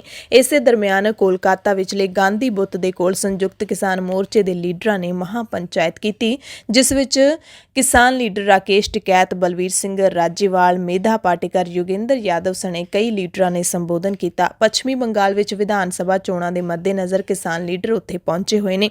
ਲੋਕਾਂ ਨੂੰ ਕੇਂਦਰ ਦੀਆਂ ਕਿਸਾਨ, ਮਜ਼ਦੂਰ, ਆਮ ਲੋਕਾਂ ਤੇ ਛੋਟੇ ਕਾਰੋਬਾਰੀਆਂ ਨੂੰ ਖਤਮ ਕਰਨ ਦੀਆਂ ਨੀਤੀਆਂ ਤੋਂ ਜਾਣੂ ਕਰਵਾ ਰਹੇ ਨੇ। ਕਿਸਾਨ ਲੀਡਰਾਂ ਨੇ ਲੋਕਾਂ ਨੂੰ ਕਿਹਾ ਕਿ ਉਹ ਚੋਣਾਂ ਵਿੱਚ ਬੀਜੇਪੀ ਨੂੰ ਮੂੰਹ ਤੋੜ ਜਵਾਬ ਦੇਣ ਤਾਂ ਜੋ ਦੇਸ਼ ਦੀ ਹਕੂਮਤ ਨੂੰ ਆਮ ਲੋਕਾਂ ਦੀ ਤਾਕਤ ਦਾ ਅੰਦਾਜ਼ਾ ਲੱਗ ਸਕੇ। ਇਸ ਮੌਕੇ ਰਾਕੇਸ਼ ਟਿਕੈਤ ਜਦੋਂ ਏਅਰਪੋਰਟ ਤੇ ਪਹੁੰਚੇ ਤਾਂ ਉਹਨਾਂ ਦਾ ਸ਼ਾਨਦਾਰ ਸਵਾਗਤ ਉੱਥੋਂ ਦੇ ਲੋਕਾਂ ਦੇ ਵੱਲੋਂ ਕੀਤਾ ਗਿਆ। ਕਿਸਾਨੀ ਝੰਡਿਆਂ ਦੇ ਨਾਲ ਰਾਕੇਸ਼ ਟਿਕੈਤ ਨੂੰ ਜੀ ਆਇਆਂ ਆਖਿਆ ਗਿਆ ਤੇ ਇੱਥੇ ਰਾਕੇਸ਼ ਟਿਕੈਤ ਦੇ ਨਾਲ ਵੱਡੀ ਗਿਣਤੀ ਦੇ ਵਿੱਚ ਲੋਕ ਹੱਥ ਮਿਲਾਉਂਦੇ ਵੀ ਨਜ਼ਰ ਆਏ। ਸੰਯੁਕਤ ਕਿਸਾਨ ਮੋਰਚਾ ਅਤੇ ਹੋਰ ਕਈ ਜਥੇਬੰਦੀਆਂ ਨੇ ਨਿੱਜੀਕਰਨ ਅਤੇ ਕਾਰਪੋਰੇਟ ਵਿਰੋਧੀ ਦਿਵਸ ਤੇ ਭਾਰਤ ਦੇ ਪ੍ਰਧਾਨ ਮੰਤਰੀ ਨਰਿੰਦਰ ਮੋਦੀ ਦੇ ਨਾਮ ਇੱਕ ਚਿੱਠੀ ਲਿਖੀ ਹੈ ਅਤੇ ਬਾਕੀ ਲੋਕਾਂ ਨੂੰ ਵੀ ਇਹ ਚਿੱਠੀ ਲਿਖਣ ਦੀ ਅਪੀਲ ਕੀਤੀ ਹੈ। ਇਸ ਚਿੱਠੀ ਦੇ ਵਿੱਚ ਡੀਜ਼ਲ, ਪੈਟਰੋਲ, ਰਸੋਈ ਗੈਸ ਦੀਆਂ ਵੱਧ ਰਹੀਆਂ ਕੀਮਤਾਂ ਤੇ ਕੰਟਰੋਲ ਕਰਨ, ਕਿਸਾਨ ਵਿਰੋਧੀ ਕਾਨੂੰਨਾਂ ਨੂੰ ਰੱਦ ਕਰਨ ਅਤੇ MSP ਦੀ ਕਾਨੂੰਨੀ ਗਰੰਟੀ ਨੂੰ ਯਕੀਨੀ ਬਣਾਉਣ ਦੀ ਮੰਗ ਕੀਤੀ ਗਈ ਹੈ। ਚਿੱਠੀ ਵਿੱਚ ਲਿਖਿਆ ਗਿਆ ਕਿ ਸੰਯੁਕਤ ਕਿਸਾਨ ਮੋਰਚੇ ਦੇ ਸੱਦੇ ਤੇ ਅਸੀਂ ਭਾਰਤ ਦੇ ਲੋਕ ਆਪਣਾ ਜ਼ਿਲ੍ਹਾ, ਤਹਿਸੀਲ, ਹੈੱਡਕੁਆਟਰਾਂ ਉੱਤੇ ਡੀਜ਼ਲ, ਪੈਟਰੋਲ ਤੇ ਰਸੋਈ ਗੈਸ ਦੀਆਂ ਵਧਦੀਆਂ ਕੀਮਤਾਂ ਦੇ ਖਿਲਾਫ ਪ੍ਰਦਰਸ਼ਨ ਕਰ ਰਹੇ ਹਾਂ। ਇਸ ਦੇ ਨਾਲ ਹੀ 3 ਕਿਸਾਨ ਵਿਰੋਧੀ ਕੇਂਦਰੀ ਕਾਨੂੰਨਾਂ ਨੂੰ ਰੱਦ ਕਰਨ ਅਤੇ ਫਸਲਾਂ ਦੀ MSP ਦੀ ਗਰੰਟੀ ਦੀ ਅਸੀਂ ਮੰਗ ਕਰਦੇ ਹਾਂ। MSP ਲਈ ਕਾਨੂੰਨ ਬਣਾਉਣ ਦੀ ਅਸੀਂ ਮੰਗ ਕਰਦੇ ਹਾਂ। ਅਸੀਂ ਮੰਗ ਕਰਦੇ ਹਾਂ ਕਿ ਜਨਤਕ ਖੇਤਰ ਦੇ ਅਦਾਰਿਆਂ ਦੇ ਨਿੱਜੀਕਰਨ ਅਤੇ ਭਾਰਤੀ ਖੇਤੀਬਾੜੀ ਦੇ ਕਾਰਪੋਰੇਟਾਈਜੇਸ਼ਨ ਨੂੰ ਰੋਕਣ ਲਈ ਨੀਤੀ ਜਾਰੀ ਕੀਤੀ ਜਾਵੇ ਅਤੇ ਡੀਜ਼ਲ, ਪੈਟਰੋਲ, LPG ਦੀਆਂ ਕੀਮਤਾਂ ਨੂੰ ਤੁਰੰਤ ਘਟਾਇਆ ਜਾਵੇ। ਹਰਿਆਣੇ ਦੇ ਵਿੱਚ ਵੀ ਕਿਸਾਨਾਂ ਦੇ ਵੱਲੋਂ BJP ਲੀਡਰਾਂ ਦਾ ਜ਼ਬਰਦਸਤ ਵਿਰੋਧ ਕੀਤਾ ਜਾ ਰਿਹਾ ਹੈ ਤੇ ਲਗਾਤਾਰ ਪਿਛਲੇ ਕਈ ਮਹੀਨਿਆਂ ਤੋਂ ਜਾਰੀ ਹੈ। ਇਸੇ ਦਰਮਿਆਨ ਕਿਸਾਨ ਲੀਡਰ ਗੁਰਨਾਮ ਸਿੰਘ ਚੜੂਨੀ ਨੇ 14 ਮਾਰਚ ਨੂੰ ਸ਼ਾਹਬਾਦ ਦੇ ਪਿੰਡ ਛਾਪਰਾ ਦੇ ਵਿੱਚ ਪਹੁੰਚ ਰਹੇ BJP ਲੀਡਰਾਂ ਦਾ ਵਿਰੋਧ ਕਰਨ ਦੀ ਅਪੀਲ ਕੀਤੀ ਹੈ। ਗੁਰਨਾਮ ਸਿੰਘ ਚੜੂਨੀ ਨੇ ਲੋਕਾਂ ਨੂੰ ਅਪੀਲ ਕਰਦਿਆਂ ਕਿਹਾ ਕਿ 14 ਮਾਰਚ ਨੂੰ ਸ਼ਾਹਬਾਦ ਦੇ ਪਿੰਡ ਛਾਪੜਾ ਦੇ ਵਿੱਚ BJP ਦੇ 2 ਲੀਡਰ ਕਰਨਦੇਵ ਕੰਬੋਜ ਅਤੇ ਸੰਦੀਪ ਭੇਵਾ ਆ ਰਹੇ ਨੇ। ਅਸੀਂ ਉਹਨਾਂ ਦਾ ਵਿਰੋਧ ਕਰਨਾ ਹੈ। 14 ਮਾਰਚ ਨੂੰ ਸਾਰੇ ਕਿਸਾਨ ਸਵੇਰੇ 10 ਵਜੇ ਸ਼ਾਹਬਾਦ ਸ਼ੂਗਰ ਮਿਲ ਤੇ ਇਕੱਠੇ ਹੋਣਗੇ ਤੇ ਉੱਥੋਂ ਫਿਰ ਛਾਪਰਾ ਲਈ ਰਵਾਨਾ ਹੋਣਗੇ। ਚੜੂਨੀ ਨੇ ਇਸ ਵਿਰੋਧ ਵਿੱਚ ਸ਼ਾਮਿਲ ਹੋਣ ਲਈ ਆਸ-ਪਾਸ ਦੇ ਪਿੰਡਾਂ ਦੇ ਲੋਕਾਂ ਨੂੰ ਵੀ ਪਹੁੰਚਣ ਦਾ ਸੱਦਾ ਦਿੱਤਾ ਹੈ ਅਤੇ ਇਹਨਾਂ ਲੀਡਰਾਂ ਦਾ ਵਿਰੋਧ ਕਰਕੇ ਹਰ ਪੱਖ ਤੋਂ ਬਾਈਕਾਟ ਕਰਨ ਦੇ ਲਈ ਕਿਹਾ ਹੈ। ਸੰਯੁਕਤ ਕਿਸਾਨ ਮੋਰਚੇ ਨੇ ਭਾਰਤ ਸਰਕਾਰ ਵੱਲੋਂ ਸੰਸਦ ਵਿੱਚ ਬਿਜਲੀ ਸੋਧ ਬਿੱਲ 2021 ਪੇਸ਼ ਕਰਨ ਦਾ ਵਿਰੋਧ ਕੀਤਾ ਹੈ ਤੇ ਮੰਗ ਕੀਤੀ ਹੈ ਕਿ ਸੰਸਦ ਦੇ ਮੌਜੂਦਾ ਸੈਸ਼ਨ ਵਿੱਚ ਪੇਸ਼ ਕਰਨ ਲਈ ਸੂਚੀਬੱਧ ਬਿੱਲ ਦਾ ਖਰੜਾ ਜਨਤਕ ਕੀਤਾ ਜਾਵੇ। ਕਿਸਾਨ ਲੀਡਰ ਜਗਮੋਹਨ ਸਿੰਘ ਨੇ ਕਿਹਾ ਕਿ ਪੰਜਾਬ ਤੋਂ ਵਿਧਾਇਕ ਸੁਖਪਾਲ ਸਿੰਘ ਖਹਿਰਾ ਨੂੰ ED ਦੇ ਛਾਪਿਆਂ ਦੇ ਨਾਲ ਪਰੇਸ਼ਾਨ ਕੀਤਾ ਜਾ ਰਿਹਾ ਹੈ, ਜਿਸ ਦੀ ਅਸੀਂ ਨਿਖੇਧੀ ਕਰਦੇ ਹਾਂ। ਕਿਸਾਨ ਲੀਡਰਾਂ ਨੇ ਜਾਣਕਾਰੀ ਦਿੱਤੀ ਹੈ ਕਿ 18 ਮਾਰਚ ਨੂੰ ਵਿਧਾਨ ਸਭਾ ਮਾਰਚ ਤੋਂ ਪਹਿਲਾਂ 7 ਕਿਸਾਨ ਯਾਤਰਾਵਾਂ ਬਿਹਾਰ ਦੇ ਲਗਭਗ ਸਾਰੇ ਜ਼ਿਲ੍ਹਿਆਂ ਦੇ ਵਿੱਚ ਕੱਢੀਆਂ ਜਾਣਗੀਆਂ। ਉੱਤਰ ਪ੍ਰਦੇਸ਼ ਦੇ ਬਾਂਦਾ ਵਿੱਚ ਵੀ ਕਿਸਾਨ ਮਹਾ ਪੰਚਾਇਤ ਕੀਤੀ ਗਈ ਹੈ। ਦੱਸਿਆ ਕਿ ਪ੍ਰਸ਼ਾਸਨ ਨੇ 7 ਦਿਨ ਪਹਿਲਾਂ ਕਿਸਾਨਾਂ ਨੂੰ ਮਹਾ ਪੰਚਾਇਤ ਕਰਨ ਦੀ ਆਗਿਆ ਦੇ ਦਿੱਤੀ ਸੀ, ਪਰ ਪੁਲਿਸ ਤੇ ਪ੍ਰਸ਼ਾਸਨ ਨੇ ਪੰਡਾਲ ਪੱਟ ਕੇ ਸੁੱਟ ਦਿੱਤਾ। ਇੱਕ ਰਾਤ ਪਹਿਲਾਂ ਹੀ ਤੇ ਕਿਸਾਨਾਂ ਨੂੰ ਰੋਕਣ ਲਈ ਪੁਲਿਸ ਫੋਰਸ ਉੱਥੇ ਤਾਇਨਾਤ ਕਰ ਦਿੱਤੀ। ਇਸ ਦੇ ਬਾਵਜੂਦ ਵੀ ਵੱਡੀ ਗਿਣਤੀ ਵਿੱਚ ਕਿਸਾਨ ਉੱਥੇ ਇਕੱਠੇ ਹੋਏ। ਬਠਿੰਡਾ ਦੇ ਵਿੱਚ ਦਿਹਾਤੀ ਮਜ਼ਦੂਰ ਸਭਾ, ਪੰਜਾਬ ਕਿਰਤੀ ਲੋਕ ਏਕਤਾ ਅਤੇ ਪੰਜਾਬ ਖੇਤ ਮਜ਼ਦੂਰ ਸਭਾ ਬਠਿੰਡਾ ਜ਼ਿਲ੍ਹਾ ਕਮੇਟੀ ਦੇ ਸੱਦੇ ਤੇ ਇਕੱਠੇ ਹੋਏ ਬੇਜ਼ਮੀਨੇ ਪੇਂਡੂ ਕਿਰਤੀਆਂ, ਜਿਨ੍ਹਾਂ ਦੇ ਵਿੱਚ ਵੱਡੀ ਗਿਣਤੀ ਵਿੱਚ ਔਰਤਾਂ ਸ਼ਾਮਲ ਸਨ, ਉਹਨਾਂ ਨੇ ਸਥਾਨਕ ਜ਼ਿਲ੍ਹਾ ਪ੍ਰਬੰਧਕੀ ਕੰਪਲੈਕਸ ਮੂਹਰੇ ਜ਼ਬਰਦਸਤ ਰੋਸ ਵਿਖਾਵਾ ਕੀਤਾ। ਵਿਖਾਵਾਕਾਰੀ ਮਜ਼ਦੂਰ ਘਰੇਲੂ ਬਿਜਲੀ ਖਪਤ ਦੇ ਭੇਜੇ ਗਏ ਹਜ਼ਾਰਾਂ ਰੁਪਇਆਂ ਦੇ ਬਿੱਲ ਰੱਦ ਕੀਤੇ ਜਾਣ ਅਤੇ ਬੇਜ਼ਮੀਨੇ ਸਾਧਨਹੀਣ ਪੇਂਡੂ ਤੇ ਸ਼ਹਿਰੀ ਪਰਿਵਾਰਾਂ ਨੂੰ ਬਿਜਲੀ ਮੁਫਤ ਦਿੱਤੇ ਜਾਣ ਦੀ ਮੰਗ ਕਰ ਰਹੇ ਸੀ। ਕਿਰਤੀਆਂ ਨੇ ਦੋਸ਼ ਲਾਇਆ ਕਿ ਮਾਈਕਰੋ ਫਾਈਨਾਂਸ ਕੰਪਨੀਆਂ ਦੇ ਲੱਠਮਾਰ ਗਰੀਬ ਪਰਿਵਾਰਾਂ, ਖਾਸ ਕਰਕੇ ਇਸਤਰੀਆਂ ਦੀ ਖੱਜਲ ਖੁਆਰੀ ਅਤੇ ਦੁਰਵਿਵਹਾਰ ਕਰਨ ਤੋਂ ਬਾਜ਼ ਨਹੀਂ ਆ ਰਹੇ ਤੇ ਵਾਰ-ਵਾਰ ਅਪੀਲਾਂ ਦੇਣ ਦੇ ਬਾਵਜੂਦ ਪ੍ਰਸ਼ਾਸਨਿਕ ਅਧਿਕਾਰੀ ਇਹਨਾਂ ਦੇ ਵਿਰੁੱਧ ਕਾਨੂੰਨੀ ਕਾਰਵਾਈ ਕਰਨ ਤੋਂ ਟਾਲਾ ਵੱਟ ਰਹੇ ਨੇ। ਇਸ ਰੋਸ ਮੁਜ਼ਾਹਰੇ ਦੌਰਾਨ ਮੰਗ ਕੀਤੀ ਗਈ ਕਿ ਜਿਉਂਦੇ ਰਹਿਣ ਲਈ ਜ਼ਰੂਰੀ ਵਸਤਾਂ ਅਤੇ ਸਸਤੇ ਰੇਟਾਂ ਤੇ ਸਰਕਾਰੀ ਦੁਕਾਨਾਂ ਤੋਂ ਦਿੱਤੇ ਜਾਣ ਦੀ ਗਰੰਟੀ ਕਰਦੀ ਜਨਤਕ ਵੰਡ ਪ੍ਰਣਾਲੀ ਲਾਗੂ ਕੀਤੀ ਜਾਵੇ। ਮਨਰੇਗਾ ਅਧੀਨ ਪੂਰੇ ਪਰਿਵਾਰ ਨੂੰ ਪੂਰਾ ਸਾਲ 700 ਰੁਪਏ ਦੀ ਦਿਹਾੜੀ ਸਮੇਤ ਕੰਮ ਦਿੱਤਾ ਜਾਵੇ। ਬੇਜ਼ਮੀਨੇ ਪੇਂਡੂ ਕਿਰਤੀਆਂ ਨੂੰ ਰਿਹਾਇਸ਼ ਲਈ 10-10 ਮਰਲੇ ਥਾਂ, ਮਕਾਨ ਬਣਾਉਣ ਲਈ 5 ਲੱਖ ਰੁਪਏ ਦੀ ਗ੍ਰਾਂਟ ਅਤੇ ਰੂੜੀਆਂ ਲਈ ਥਾਵਾਂ ਦਿੱਤੀਆਂ ਜਾਣ। ਦਲਿਤਾਂ ਵਿਰੁੱਧ ਦੇਸ਼ ਭਰ 'ਚ ਕੀਤੇ ਜਾ ਰਹੇ ਅਤਿਆਚਾਰਾਂ ਤੇ ਸਖਤੀ ਨਾਲ ਰੋਕ ਲਾਈ ਜਾਵੇ ਤੇ ਦੋਸ਼ੀਆਂ ਦੀ ਪੁਸ਼ਤ-ਪਨਾਹੀ ਬੰਦ ਕਰਕੇ ਇਹਨਾਂ ਨੂੰ ਮਿਸਾਲੀ ਸਜ਼ਾਵਾਂ ਦਿੱਤੀਆਂ ਜਾਣ। ਕਿਸਾਨ ਮਜ਼ਦੂਰ ਸੰਘਰਸ਼ ਕਮੇਟੀ ਦੇ ਸੂਬਾ ਜਨਰਲ ਸਕੱਤਰ ਸਰਵਣ ਸਿੰਘ ਪੰਧੇਰ ਨੇ 15 ਮਾਰਚ ਨੂੰ ਦੇਸ਼ ਦੀਆਂ ਸਾਰੀਆਂ ਜਥੇਬੰਦੀਆਂ ਦੇ ਵੱਲੋਂ ਨਿੱਜੀਕਰਨ ਨੀਤੀਆਂ, ਪੈਟਰੋਲ ਤੇ ਡੀਜ਼ਲ ਦੀਆਂ ਵਧੀਆਂ ਕੀਮਤਾਂ ਦੇ ਖਿਲਾਫ ਐਸਡੀਐਮ ਤੇ ਡੀਸੀ ਨੂੰ ਮੰਗ ਪੱਤਰ ਦੇਣ ਦਾ ਐਲਾਨ ਕੀਤਾ ਹੈ। ਕਰੋਨਾ ਕਾਰਨ ਬੰਦ ਕੀਤੇ ਗਏ ਸਕੂਲਾਂ ਤੇ ਪੰਧੇਰ ਨੇ ਕਿਹਾ ਕਿ ਬੱਚਿਆਂ ਦੇ ਦਿਨ ਤਾਂ ਪਹਿਲਾਂ ਹੀ ਖਰਾਬ ਹੋ ਗਏ ਨੇ ਤੇ ਹੁਣ ਕਰੋਨਾ ਦੀ ਆੜ ਹੇਠ ਮੁੜ ਸਕੂਲਾਂ ਦੇ ਵਿੱਚ ਛੁੱਟੀਆਂ ਕਰ ਦਿੱਤੀਆਂ ਨੇ। ਇਸ ਮੌਕੇ ਉਹਨਾਂ ਨੇ ਕਿਹਾ ਕਿ ਅਮਰੀਕਾ ਦੇ ਪੰਜਾਬੀਆਂ ਨੇ ਬਹੁਤ ਵੱਡੇ ਪੱਧਰ ਤੇ ਮੋਰਚੇ ਦਾ ਸਾਥ ਦਿੱਤਾ ਹੈ। ਬੀਜੇਪੀ ਲੀਡਰਾਂ ਦਾ ਪੰਜਾਬ ਦੇ ਵਿੱਚ ਵਿਰੋਧ ਰੁਕ ਨਹੀਂ ਰਿਹਾ। ਬੀਜੇਪੀ ਲੀਡਰ ਸ਼ਵੇਤ ਮਲਿਕ ਦਾ ਅੰਮ੍ਰਿਤਸਰ ਦੇ ਵਿੱਚ ਲੋਕਾਂ ਨੇ ਮੁੜ ਤੋਂ ਵਿਰੋਧ ਕੀਤਾ। ਸ਼ਵੇਤ ਮਲਿਕ ਅੰਮ੍ਰਿਤਸਰ ਦੇ ਇੱਕ ਸਰਕਾਰੀ ਹਸਪਤਾਲ ਰਣਜੀਤ ਐਵਨਿਊ ਦੇ ਵਿੱਚ ਪਹੁੰਚੇ ਸੀ। ਇੱਥੇ ਉਹ ਕਰੋਨਾ ਵੈਕਸੀਨੇਸ਼ਨ ਡਰਾਈਵ ਦਾ ਜਾਇਜ਼ਾ ਲੈ ਰਹੇ ਸੀ ਤਾਂ ਕਿਸਾਨਾਂ ਨੇ ਹਸਪਤਾਲ ਦੇ ਬਾਹਰ ਜਾ ਕੇ ਸ਼ਵੇਤ ਮਲਿਕ ਦੇ ਖਿਲਾਫ ਨਾਅਰੇਬਾਜ਼ੀ ਕੀਤੀ। ਕਿਸਾਨਾਂ ਨੇ ਹੱਥਾਂ ਵਿੱਚ ਝੰਡੇ ਫੜ ਕੇ ਖੇਤੀ ਕਾਨੂੰਨ ਰੱਦ ਕਰਨ ਦੀ ਮੰਗ ਕੀਤੀ। ਪੁਲਿਸ ਨੇ ਬੈਰੀਕੇਡ ਲਾ ਕੇ ਕਿਸਾਨਾਂ ਨੂੰ ਅੱਗੇ ਜਾਣ ਤੋਂ ਰੋਕ ਦਿੱਤਾ। ਕਿਸਾਨਾਂ ਵੱਲੋਂ ਵਿਰੋਧ ਕਰਨ ਤੇ ਸ਼ਵੇਤ ਮਲਿਕ ਨੂੰ ਕਰੋਨਾ ਵੈਕਸੀਨੇਸ਼ਨ ਦਾ ਜਾਇਜ਼ਾ ਲੈਣ ਤੋਂ ਬਿਨਾਂ ਹੀ ਵਾਪਸ ਪਰਤਣਾ ਪਿਆ। ਵਿਰੋਧ ਤੋਂ ਬਾਅਦ ਪੱਤਰਕਾਰਾਂ ਦੇ ਸਵਾਲਾਂ ਦਾ ਜਵਾਬ ਦਿੰਦਿਆਂ ਸ਼ਵੇਤ ਮਲਿਕ ਨੇ ਕਿਹਾ ਕਿ ਵਿਰੋਧ ਕਰਨਾ ਕੋਈ ਗਲਤ ਗੱਲ ਨਹੀਂ ਹੈ, ਪਰ ਜਿਸ ਤਰ੍ਹਾਂ ਕੇਂਦਰ ਸਰਕਾਰ ਦਾ ਵਿਰੋਧ ਕੀਤਾ ਜਾ ਰਿਹਾ ਹੈ, ਇਹ ਸਭ ਸਿਆਸੀ ਪਾਰਟੀਆਂ ਦੀ ਸ਼ਹਿ ਤੇ ਕੀਤਾ ਜਾ ਰਿਹਾ ਹੈ। ਸ਼੍ਰੋਮਣੀ ਅਕਾਲੀ ਦਲ ਨੇ ਇਸ ਵਾਰ ਹੋਲੇ ਮਹੱਲੇ ਤੇ ਸਿਆਸੀ ਕਾਨਫਰੰਸ ਨਾ ਕਰਨ ਦਾ ਐਲਾਨ ਕੀਤਾ ਹੈ। ਦਰਅਸਲ ਹੋਲੇ ਮਹੱਲੇ ਦੀ ਇਹ ਪਰੰਪਰਾ ਹੈ ਕਿ ਵਿਚਾਲੜੇ ਦਿਨ ਜਦੋਂ 3 ਦਿਨਾਂ ਦੇ ਸਮਾਗਮ ਹੁੰਦੇ ਨੇ ਤਾਂ ਵਿਚਾਲੜੇ ਦਿਨ ਵੱਖ-ਵੱਖ ਸਿਆਸੀ ਪਾਰਟੀਆਂ ਅਨੰਦਪੁਰ ਸਾਹਿਬ ਦੀ ਧਰਤੀ ਤੇ ਸਿਆਸੀ ਕਾਨਫਰੰਸਾਂ ਕਰਦੀਆਂ ਨੇ। ਪਰ ਇਸ ਵਾਰੀ ਹੋਲੇ ਮਹੱਲੇ ਮੌਕੇ 28 ਮਾਰਚ ਨੂੰ ਸ਼੍ਰੀ ਅਨੰਦਪੁਰ ਸਾਹਿਬ ਵਿਖੇ ਸ਼੍ਰੋਮਣੀ ਅਕਾਲੀ ਦਲ ਸਿਆਸੀ ਕਾਨਫਰੰਸ ਨਹੀਂ ਕਰੇਗਾ। ਡਾਕਟਰ ਦਲਜੀਤ ਸਿੰਘ ਚੀਮਾ ਨੇ ਹੋਲੇ ਮਹੱਲੇ ਮੌਕੇ ਸਿਆਸੀ ਕਾਨਫਰੰਸ ਨਾ ਕਰਨ ਦੇ ਪਾਰਟੀ ਦੇ ਫੈਸਲੇ ਦੀ ਪੁਸ਼ਟੀ ਕਰਦੇ ਹੋਏ ਦੱਸਿਆ ਕਿ ਇਸ ਵਾਰ ਪਾਰਟੀ ਦੇ ਸਾਰੇ ਵਰਕਰ ਸ਼੍ਰੋਮਣੀ ਗੁਰਦੁਆਰਾ ਪ੍ਰਬੰਧਕ ਕਮੇਟੀ ਵੱਲੋਂ ਸ਼੍ਰੀ ਗੁਰੂ ਤੇਗ ਬਹਾਦਰ ਸਾਹਿਬ ਦੇ 400 ਸਾਲਾ ਪ੍ਰਕਾਸ਼ ਪੁਰਬ ਸਮਾਗਮਾਂ ਨੂੰ ਸਮਰਪਿਤ ਜਿਹੜੇ ਸਮਾਗਮ ਕਰਵਾਏ ਜਾ ਰਹੇ ਨੇ ਉਹਨਾਂ ਦੇ ਵਿੱਚ ਹੀ ਸ਼ਿਰਕਤ ਕਰਨਗੇ। ਉਹਨਾਂ ਦੱਸਿਆ ਕਿ ਐਸਜੀਪੀਸੀ ਵੱਲੋਂ 24 ਮਾਰਚ ਨੂੰ ਸਹਿਜ ਪਾਠ ਦੇ ਭੋਗ ਪਾਏ ਜਾਣਗੇ, 25 ਮਾਰਚ ਨੂੰ ਭਾਈ ਜੈਤਾ ਜੀ ਜਿਨ੍ਹਾਂ ਨੂੰ ਭਾਈ ਜੀਵਨ ਸਿੰਘ ਵੀ ਕਿਹਾ ਜਾਂਦਾ ਹੈ ਅਤੇ ਭਾਈ ਸੰਗਤ ਜੀ ਨੂੰ ਸਮਰਪਿਤ ਗੁਰਮਤ ਸਮਾਗਮ ਕਰਵਾਏ ਜਾਣਗੇ ਤੇ 25 ਮਾਰਚ ਦੀ ਸ਼ਾਮ ਨੂੰ ਭਾਈ ਮਤੀ ਦਾਸ, ਭਾਈ ਸਤੀ ਦਾਸ ਤੇ ਭਾਈ ਦਿਆਲਾ ਜੀ ਨੂੰ ਸਮਰਪਿਤ ਗੁਰਮਤ ਸਮਾਗਮ ਹੋਣਗੇ। 26 ਮਾਰਚ ਨੂੰ ਸਕੂਲਾਂ ਕਾਲਜਾਂ ਦੇ ਵਿਦਿਆਰਥੀਆਂ ਦੇ ਗੁਰਮਤ ਸਮਾਗਮ ਹੋਣਗੇ। 27 ਮਾਰਚ ਨੂੰ ਧੰਨ ਧੰਨ ਮਾਤਾ ਗੁਜਰੀ ਜੀ ਦੀ ਸ਼ਹਾਦਤ ਨੂੰ ਸਮਰਪਿਤ ਇਸਤਰੀ ਗੁਰਮਤ ਸਮਾਗਮ ਤੇ 28 ਮਾਰਚ ਨੂੰ ਮੁੱਖ ਸਮਾਗਮ ਹੋਣਗੇ। ਉਧਰ ਹਰਿਆਣਾ ਸਰਕਾਰ ਪੰਜਾਬ ਦੇ ਵਿਧਾਇਕਾਂ ਖਿਲਾਫ ਐਫਆਈਆਰ ਦਰਜ ਕਰਨ ਦੀ ਤਿਆਰੀ ਦੇ ਵਿੱਚ ਹੈ। ਹਰਿਆਣਾ ਵਿਧਾਨ ਸਭਾ ਸਕੱਤਰੇਤ ਵਿਧਾਨ ਸਭਾ ਕੰਪਲੈਕਸ ਦੇ ਵਿੱਚ ਹਰਿਆਣਾ ਦੇ ਮੁੱਖ ਮੰਤਰੀ ਮਨੋਹਰ ਲਾਲ ਦਾ ਘਿਰਾਓ ਕਰਨ ਅਤੇ ਮਾੜਾ ਵਿਵਹਾਰ ਕਰਨ ਵਾਲੇ ਪੰਜਾਬ ਦੇ ਵਿਧਾਇਕਾਂ ਖਿਲਾਫ ਐਫਆਈਆਰ ਦਰਜ ਕਰਵਾਏਗਾ। ਸੁਰੱਖਿਆ ਵਿੱਚ ਲਾਪਰਵਾਹੀ ਵਰਤਣ ਵਾਲੇ ਪੁਲਿਸ ਅਧਿਕਾਰੀਆਂ ਤੇ ਵੀ ਸਖਤੀ ਕੀਤੀ ਜਾ ਸਕਦੀ ਹੈ। ਵਿਧਾਨ ਸਭਾ ਦੇ ਪ੍ਰਧਾਨ ਗਿਆਨ ਚੰਦ ਗੁਪਤਾ ਨੇ ਹਰਿਆਣਾ ਦੇ ਗ੍ਰਹਿ ਵਿਭਾਗ ਦੇ ਐਡੀਸ਼ਨਲ ਮੁੱਖ ਸਕੱਤਰ ਰਾਜੀਵ ਅਰੋੜਾ, ਪ੍ਰਮੁੱਖ ਸਕੱਤਰ Arun Gupta, director general police Manoj Yadav ਸਮੇਤ ਪੁਲਿਸ ਵਿਭਾਗ ਦੇ ਸੀਨੀਅਰ ਅਧਿਕਾਰੀਆਂ ਨਾਲ ਮਾਮਲੇ ਦੀ ਜਾਂਚ ਲਈ ਮੀਟਿੰਗ ਕੀਤੀ ਅਤੇ ਉੱਚ ਪੱਧਰੀ ਜਾਂਚ ਦੇ ਹੁਕਮ ਦਿੱਤੇ ਤੇ ਹੁਣ ਦੋਵੇਂ ਸੂਬਿਆਂ ਪੰਜਾਬ ਅਤੇ ਹਰਿਆਣਾ ਅਤੇ ਕੇਂਦਰ ਸ਼ਾਸਿਤ ਪ੍ਰਦੇਸ਼ ਚੰਡੀਗੜ੍ਹ ਦੇ ਅਧਿਕਾਰੀਆਂ ਦੀ ਸਾਂਝੀ ਕਮੇਟੀ ਇਸ ਮਾਮਲੇ ਦੀ ਜਾਂਚ ਕਰੇਗੀ। ਮੀਟਿੰਗ ਦੇ ਵਿੱਚ ਇਸ ਗੱਲ ਤੇ ਵਿਚਾਰ ਕੀਤਾ ਗਿਆ ਕਿ ਹਰਿਆਣਾ ਦੇ ਮੁੱਖ ਮੰਤਰੀ ਮਨੋਹਰ ਲਾਲ ਪ੍ਰਤੀ ਗਲਤ ਵਿਵਹਾਰ ਪੰਜਾਬ ਦੇ ਵਿਧਾਇਕਾਂ ਦੀ ਯੋਜਨਾਬੱਧ ਸਾਜ਼ਿਸ਼ ਦਾ ਹਿੱਸਾ ਸੀ। ਇਸ ਲਈ ਪੰਜਾਬ ਦੇ ਵਿਧਾਇਕ ਲਗਭਗ 3 ਘੰਟੇ ਵਿਧਾਨ ਸਭਾ ਦੇ ਕੰਪਲੈਕਸ ਵਿੱਚ ਰਹੇ ਤੇ ਮੁੱਖ ਮੰਤਰੀ ਦੇ ਬਾਹਰ ਨਿਕਲਣ ਦਾ ਇੰਤਜ਼ਾਰ ਕੀਤਾ। ਮੀਟਿੰਗ ਵਿੱਚ ਮੌਜੂਦ ਪੰਜਾਬ ਵਿਧਾਨ ਸਭਾ ਦੇ ਅਧਿਕਾਰੀਆਂ ਨੇ ਦੱਸਿਆ ਕਿ ਉਹਨਾਂ ਦਾ ਇੱਥੇ ਬਜਟ ਸੈਸ਼ਨ ਦਾ ਆਖਰੀ ਦਿਨ ਸੀ, ਜਿਸ ਦੀ ਕਾਰਵਾਈ ਦੁਪਹਿਰੇ 3:30 ਵਜੇ ਮੁਕੰਮਲ ਕੀਤੀ ਗਈ ਸੀ ਤੇ ਵਿਧਾਇਕ ਬਜਟ ਸੈਸ਼ਨ ਦੀ ਸਮਾਪਤੀ ਤੋਂ ਬਾਅਦ ਕੈਂਪਸ ਵਿੱਚ ਹੀ ਜੁੜੇ ਰਹੇ। ਇਸ ਗੱਲ ਦਾ ਖੁਲਾਸਾ ਹੋਇਆ ਕਿ ਹਰਿਆਣਾ ਵਿਧਾਨ ਸਭਾ ਦੇ ਸੁਰੱਖਿਆ ਕਰਮਚਾਰੀ ਪਰੇਸ਼ਾਨੀਆਂ ਤੋਂ ਜਾਣੂ ਸਨ ਤੇ ਸਾਵਧਾਨੀ ਦੇ ਤੌਰ ਤੇ ਹਰਿਆਣਾ ਨੇ ਸਦਨ ਨੂੰ ਜਾਣ ਵਾਲੇ ਰੈਂਪ ਦੇ ਰਸਤੇ ਦੀ ਸੁਰੱਖਿਆ ਵਧਾ ਦਿੱਤੀ ਸੀ। ਇਸ ਦੌਰਾਨ ਪੰਜਾਬ ਦੇ ਵਿਧਾਇਕ ਆਪਣੀਆਂ ਗੱਡੀਆਂ 'ਚ ਬਹਿ ਗਏ ਤੇ ਯੋਜਨਾ ਦੇ ਮੁਤਾਬਿਕ ਉਹਨਾਂ ਨੇ ਵਾਹਨਾਂ ਨੂੰ ਸਿਰਫ ਉਦੋਂ ਛੱਡਿਆ ਜਦੋਂ ਮੁੱਖ ਮੰਤਰੀ ਮਨੋਹਰ ਲਾਲ ਸ਼ਾਮ 6:30 ਵਜੇ ਸਪੀਕਰ ਗੇਟ ਤੇ ਮੀਡੀਆ ਨਾਲ ਗੱਲਬਾਤ ਕਰ ਰਹੇ ਸਨ। ਇਸ ਦੌਰਾਨ ਵਿਧਾਇਕਾਂ ਨੇ ਮੁੱਖ ਮੰਤਰੀ ਖੱਟਰ ਦਾ ਵਿਰੋਧ ਕੀਤਾ, ਉਹਨਾਂ ਨੂੰ ਘੇਰ ਲਿਆ। ਤੇ ਮੀਟਿੰਗ ਵਿੱਚ ਮੌਜੂਦ CID ਵਿੰਗ ਦੇ ਅਧਿਕਾਰੀਆਂ ਨੂੰ ਸਪੀਕਰ ਗਿਆਨ ਚੰਦ ਗੁਪਤਾ ਨੇ ਝਾੜ ਪਾਉਂਦਿਆਂ ਕਿਹਾ ਕਿ ਉਹ ਕੇਸ ਦੀ ਸੰਵੇਦਨਸ਼ੀਲਤਾ ਨੂੰ ਨਹੀਂ ਸਮਝ ਸਕੇ। ਉਹਨਾਂ ਨੂੰ ਇਸ ਸੰਬੰਧ ਵਿੱਚ ਸਮੇਂ ਸਿਰ ਜਾਣਕਾਰੀ ਦੇਣੀ ਚਾਹੀਦੀ ਸੀ ਤਾਂ ਕਿ ਮੁੱਖ ਮੰਤਰੀ ਦੀ ਪ੍ਰੈਸ ਬਰੀਫਿੰਗ ਲਈ ਢੁਕਵੇਂ ਪ੍ਰਬੰਧ ਕੀਤੇ ਜਾ ਸਕਦੇ। ਦਰਅਸਲ 10 ਮਾਰਚ ਨੂੰ ਸ਼੍ਰੋਮਣੀ ਅਕਾਲੀ ਦਲ ਦੇ ਵਿਧਾਇਕਾਂ ਨੇ ਹਰਿਆਣਾ ਦੇ ਮੁੱਖ ਮੰਤਰੀ ਮਨੋਹਰ ਲਾਲ ਦਾ ਵਿਧਾਨ ਸਭਾ ਦੇ ਕੰਪਲੈਕਸ ਵਿੱਚ ਘਿਰਾਓ ਕਰਨ ਦੀ ਕੋਸ਼ਿਸ਼ ਕੀਤੀ ਸੀ ਤੇ ਇਹ ਮਾਮਲਾ ਇੱਥੇ ਹੀ ਨਹੀਂ ਰੁਕਿਆ। ਹਰਿਆਣਾ ਵਿਧਾਨ ਸਭਾ ਦੇ ਸਪੀਕਰ ਗਿਆਨ ਚੰਦ ਗੁਪਤਾ ਨੇ ਹੁਣ ਸ਼੍ਰੋਮਣੀ ਅਕਾਲੀ ਦਲ ਦੇ ਪ੍ਰਧਾਨ ਸੁਖਬੀਰ ਸਿੰਘ ਬਾਦਲ ਨੂੰ ਇਸ ਮਾਮਲੇ ਵਿੱਚ ਮਾਫੀ ਮੰਗਣ ਲਈ ਕਹਿ ਦਿੱਤਾ ਹੈ। ਗੁਪਤਾ ਨੇ ਕਿਹਾ ਕਿ ਸੁਖਬੀਰ ਬਾਦਲ ਨੂੰ ਮਨੋਹਰ ਲਾਲ ਤੋਂ ਆਪਣੀ ਪਾਰਟੀ ਦੇ ਵਿਧਾਇਕਾਂ ਵੱਲੋਂ ਕੀਤੇ ਕਥਿਤ ਦੁਰਵਿਵਹਾਰ ਲਈ ਮਾਫੀ ਮੰਗਣੀ ਚਾਹੀਦੀ ਹੈ। ਇਸ ਮਾਮਲੇ ਵਿੱਚ ਕੇਸ ਦਰਜ ਕਰਨ ਤੇ ਉਹਨਾਂ ਕਿਹਾ ਕਿ ਇਸ ਮੁੱਦੇ ਤੇ 15 ਮਾਰਚ ਨੂੰ ਹਰਿਆਣਾ ਵਿਧਾਨ ਸਭਾ ਦੇ ਵਿੱਚ ਬਹਿਸ ਕੀਤੀ ਜਾਵੇਗੀ। ਸਪੀਕਰ ਗਿਆਨ ਚੰਦ ਗੁਪਤਾ ਦੀ ਮੰਗ ਦੇ ਉੱਤੇ ਸ਼੍ਰੋਮਣੀ ਅਕਾਲੀ ਦਲ ਨੇ ਵੀ ਜਵਾਬ ਦਿੱਤਾ ਹੈ। ਸ਼੍ਰੋਮਣੀ ਅਕਾਲੀ ਦਲ ਦੇ ਬੁਲਾਰੇ ਡਾਕਟਰ ਦਲਜੀਤ ਸਿੰਘ ਚੀਮਾ ਨੇ ਕਿਹਾ ਕਿ ਸਾਡੇ ਤੇ ਜਿੰਨੇ ਮਰਜ਼ੀ ਕੇਸ ਦਰਜ ਕਰ ਲਿਓ, ਅਸੀਂ ਪਿੱਛੇ ਨਹੀਂ ਹਟਾਂਗੇ।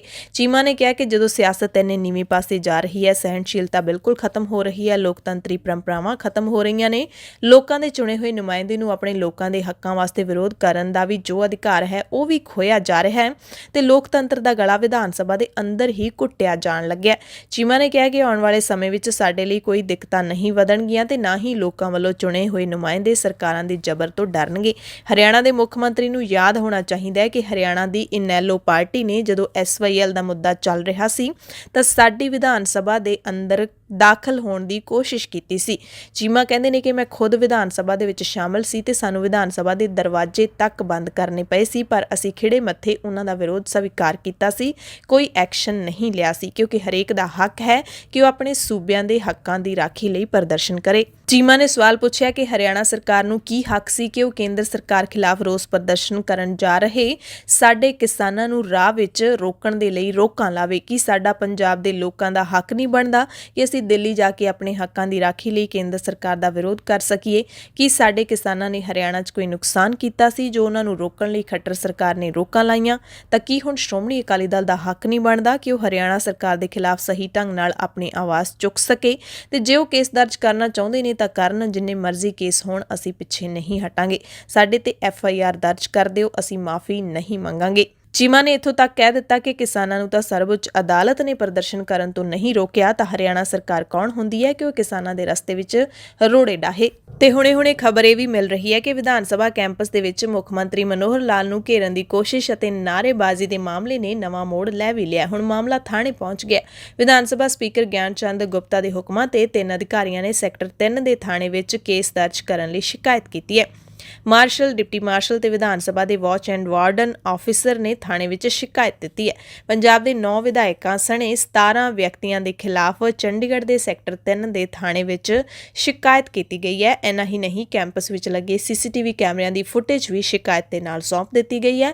ਹਾਲਾਂਕਿ ਸ਼ਿਕਾਇਤ ਵਿੱਚ ਕਿਸੇ ਵਿਧਾਇਕ ਦਾ ਨਾਮ ਦਰਜ ਨਹੀਂ ਹੈ। ਯਾਨੀ ਕਿ ਸਪੀਕਰ ਗਿਆਨ ਚੰਦ ਗੁਪਤਾ ਨੇ ਜਿਹੜਾ ਮਾਫੀ ਮੰਗਣ ਦੀ ਮੰਗ ਕੀਤੀ ਹੈ ਉਸ ਨੂੰ ਅਕਾਲੀ ਦਲ ਨੇ ਠੁਕਰਾ ਦਿੱਤਾ ਹੈ। ਪੰਜਾਬ ਹਰਿਆਣਾ ਹਾਈ ਕੋਰਟ ਨੇ ਇੱਕ ਪ੍ਰੇਮੀ ਜੋੜੇ ਵੱਲੋਂ ਦਾਇਰ ਕੀਤੀ ਸੁਰੱਖਿਆ ਪਟੀਸ਼ਨ ਤੇ ਸੁਣਵਾਈ ਕਰਦਿਆਂ ਇੱਕ ਮੁਸਲਿਮ ਲੜਕੀ ਦਾ ਹਿੰਦੂ ਲੜਕੇ ਨਾਲ ਵਿਆਹ ਯੋਗ ਨਾ ਮੰਨੇ ਜਾਣ ਬਾਰੇ ਸਪਸ਼ਟ ਕੀਤਾ ਹੈ। ਹਾਈ ਕੋਰਟ ਨੇ ਕਿਹਾ ਕਿ ਦੋਵੇਂ ਬਾਲਗ ਨੇ ਤੇ ਵਿਆਹ ਵਰਗੇ ਲਿਵ ਇਨ ਰਿਲੇਸ਼ਨਸ਼ਿਪ ਦੇ ਵਿੱਚ ਰਹਿ ਸਕਦੇ ਨੇ। ਹਾਈ ਕੋਰਟ ਨੇ ਕਿਹਾ ਕਿ ਮੁਸਲਿਮ ਲੜਕੀ ਦਾ ਹਿੰਦੂ ਲੜਕੇ ਨਾਲ ਵਿਆਹ ਕਾਨੂੰਨੀ ਤੌਰ ਤੇ ਜਾਇਜ਼ ਨਹੀਂ ਹੈ। ਵਿਆਹ ਉਸ ਸਮੇਂ ਤੱਕ ਗੈਰ ਕਾਨੂੰਨੀ ਮੰਨਿਆ ਜਾਂਦਾ ਹੈ ਜਦੋਂ ਤੱਕ ਲੜਕੀ ਹਿੰਦੂ ਧਰਮ ਨੂੰ ਨਹੀਂ ਅਪਣਾਉਂਦੀ ਤੇ ਰਿਵਾਜ਼ਾਂ ਨਾਲ ਵਿਆਹ ਨਹੀਂ ਕਰਵਾਉਂਦੀ। ਇਸ ਕੇਸ ਵਿੱਚ ਲੜਕੀ ਨੇ ਆਪਣਾ ਧਰਮ ਨਹੀਂ ਬਦਲਿਆ ਤੇ ਇਸ ਕੇਸ ਵਿੱਚ ਇਸ ਵਿਆਹ ਨੂੰ ਹਿੰਦੂ ਮੈਰਿਜ ਐਕਟ ਤਹਿਤ ਯੋਗ ਨਹੀਂ ਮੰਨਿਆ ਜਾ ਸਕਦਾ। ਹਾਲਾਂਕਿ ਹਾਈ ਕੋਰਟ ਨੇ ਵੀ ਸਪਸ਼ਟ ਕੀਤਾ ਹੈ ਕਿ ਦੋਵੇਂ ਬਾਲਗ ਨੇ ਤੇ ਭਾਵੇਂ ਵਿਆਹ ਯੋਗ ਨਹੀਂ ਹਨ ਪਰ ਉਹ ਸ਼ਾਦੀशुदा ਰਿਸ਼ਤੇਦਾਰਾਂ ਵਾਂਗ ਸਹਿਮਤੀ ਦੇ ਨਾਲ ਰਹਿ ਸਕਦੇ ਨੇ। ਲੁਧਿਆਣਾ ਵਿੱਚ ਟਰੱਕ ਤੇ ਕਾਰ ਵਿਚਾਲੇ ਟੱਕਰ ਵਿੱਚ 3 ਨੌਜਵਾਨਾਂ ਦੀ ਮੌਤ ਹੋ ਗਈ। ਹਾਦਸਾ ਲਾਡੋਵਾਲ ਵਿਖੇ ਹਾਰਡੀ ਵਰਲਡ ਨੇੜੇ ਵਾਪਰਿਆ। 3 ਨੌਜਵਾਨਾਂ ਦੇ ਵਿੱਚੋਂ ਇੱਕ ਰਿਸ਼ੀ ਨਗਰ ਦਾ ਰਹਿਣ ਵਾਲਾ ਹੈ ਤੇ ਇਹ ਕਾਰ ਦੇ ਵਿੱਚ ਜਲੰਧਰ ਜਾ ਰਹੇ ਸੀ। ਕੇਂਦਰ ਸਰਕਾਰ ਨੇ ਹੁਕਮ ਦੇ ਦਿੱਤਾ ਹੈ ਕਿ 1 ਅਪ੍ਰੈਲ 2022 ਤੋਂ ਸੜਕਾਂ ਤੇ 15 ਸਾਲ ਪੁਰਾਣੇ ਸਰਕਾਰੀ ਵਾਹਨ ਨਹੀਂ ਦੌੜਨਗੇ। ਸਰਕਾਰੀ ਵਿਭਾਗ 1 ਅਪ੍ਰੈਲ 2022 ਤੋਂ 15 ਸਾਲ ਤੋਂ ਵੱਧ ਪੁਰਾਣੇ ਵਾਹਨਾਂ ਦੀ ਰਜਿਸਟ੍ਰੇਸ਼ਨ ਦਾ ਨਵੀਨੀਕਰਨ ਨਹੀਂ ਕਰ ਸਕੇਗਾ। ਕੇਂਦਰੀ ਸੜਕ ਆਵਾਜਾਈ ਤੇ ਰਾਜਮਾਰਗ ਮੰਤਰਾਲੇ ਨੇ ਇਸ ਬਾਰੇ ਤਜਵੀਜ਼ ਰੱਖੀ ਹੈ ਤੇ ਜੇ ਇਸ ਨੂੰ ਅੰਤਿਮ ਰੂਪ ਦਿੱਤਾ ਜਾਂਦਾ ਹੈ ਤਾਂ ਇਹ ਨਿਯਮ ਲਾਗੂ ਹੋ ਜਾਣਗੇ।